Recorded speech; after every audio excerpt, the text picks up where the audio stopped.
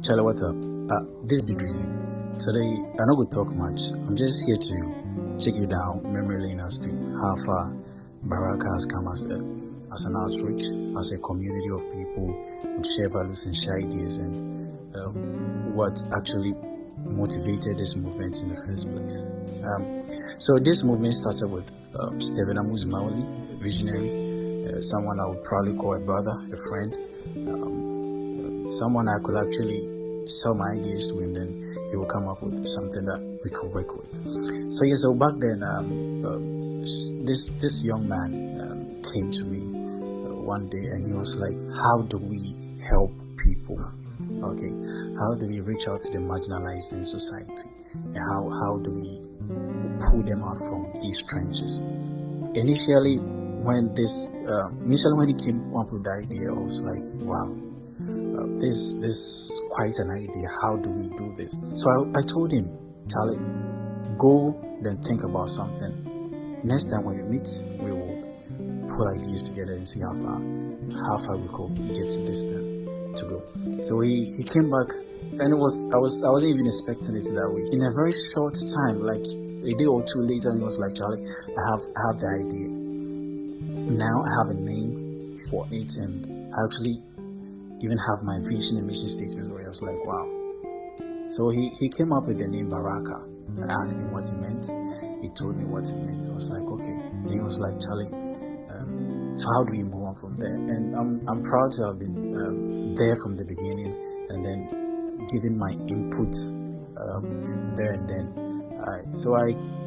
From the graphic design side, I was like, "Okay, Charlie, this is what we are going to do. We need to get a logo, something to symbolize Baraka and his mission and what he wants to achieve." So we came up with the logo, basically a hand reaching out, connoting the outreach part of this community or movement, and then the seven lampstand of Israel, connoting perfection and then blessings in a way.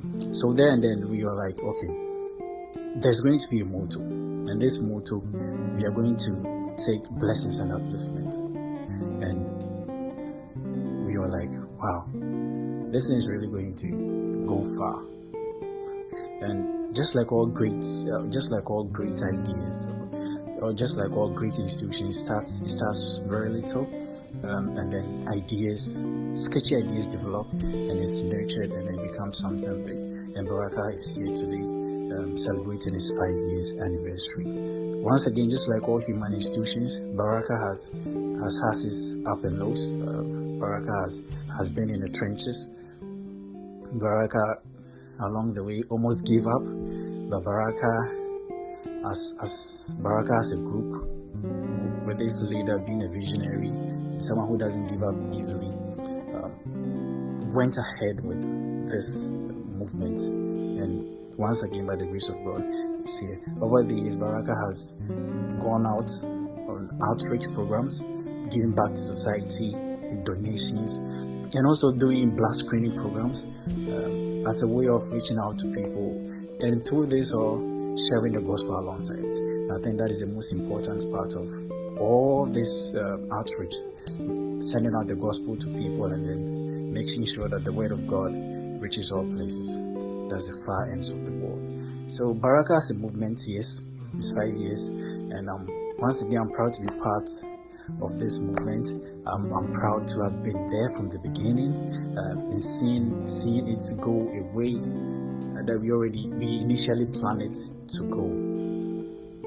Stephen Amuzmauli is a visionary, and I would like us all to rally behind him and make sure that Baraka becomes the success that is meant to be. So yes, I'm a small book guest, and that is my real name. You can call me Drizzy, and that was the journey of Baraka.